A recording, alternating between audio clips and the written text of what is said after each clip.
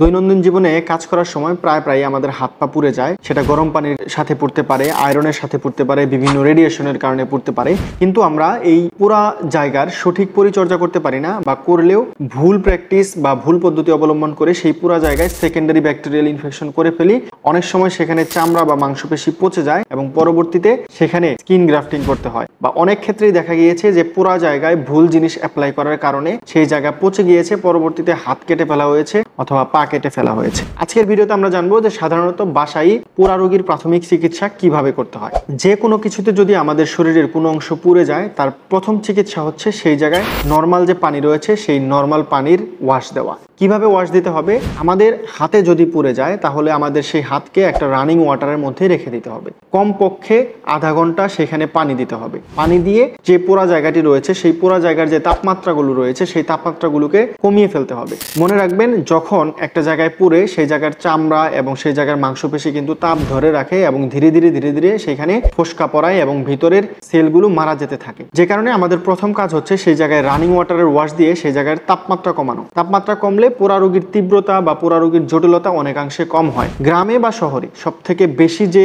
অপ্রচলিত চিকিৎসা ব্যবস্থা রয়েছে সেগুলো হচ্ছে পোড়া জায়গায় পেস্ট লাগিয়ে দেওয়া। এটা খুবই খারাপ এবং ভয়াবহ একটা পদ্ধতি। পোড়া জায়গায় পেস্ট লাগানোর কারণে টুথপেস্টে যে কেমিক্যাল গুলো থাকে সেগুলোর কারণে আমাদের স্কিনের ইনজুরি আরো অনেক বেশি হবে। সেখানে ব্যাকটেরিয়াল এবং ভাইরাল ইনফেকশন হতে পারে, ফাঙ্গাল ইনফেকশন হতে পারে, হয়ে সেই জায়গাটাকে আরো জটিল করে তুলতে পারে। আরেকটি যে পদ্ধতি অনেকেই ফলো করে সেটা হচ্ছে কাঁচা ডিম ভেঙে দেওয়া। বিশেষ করে গ্রামে দেখা যায় যে যদি কারো পুড়ে যায় সেই জায়গায় কাঁচা ডিম সেখানে দিয়ে দেওয়া হয়। অনেকেই বলে থাকে যে এই পদ্ধতি অবলম্বন করলে নাকি পোড়া রোগীর ক্ষতিকর প্রভাব অনেক কম হয়, কিন্তু এটাও একটা ভুল ধারণা। কারণ ডিমের মধ্যে বা কাঁচা ডিমের মধ্যে বিভিন্ন ধরনের ব্যাকটেরিয়া থাকতে পারে, বিশেষ করে সালমোনেলা থাকতে পারে, যেটা আমাদের পোড়া রোগীর স্কিনে দিলে সেখানে সালমোনেলা যে শরীরে বিভিন্ন ধরনের ইনফেকশন তৈরি করতে পারে এবং জায়গাটিকে পচিয়ে দিতে পারে। অনেকেই কাদামাটি লেপটে দেয়, সেটাও করা যাবে না। কারণ কাদামাটিতে বিশেষ করে টিটানাস ভাইরাস এবং আরো অনেক ধরনের ভাইরাস থাকতে পারে, যেগুলো একজন রোগীকে ধনুষ্টঙ্কার এবং আরো অনেক জটিল পরিস্থিতি তৈরি করতে পারে। মনে রাখবেন, পোড়া রোগীর জন্য কাঁচা ডিম, টুথপেস্ট অথবা কাদামাটি এগুলো কোনো কিছুই অ্যাপ্লাই করা যাবে না। এগুলো রোগের ভয়াবহতা আরো বাড়িয়ে দিতে পারে।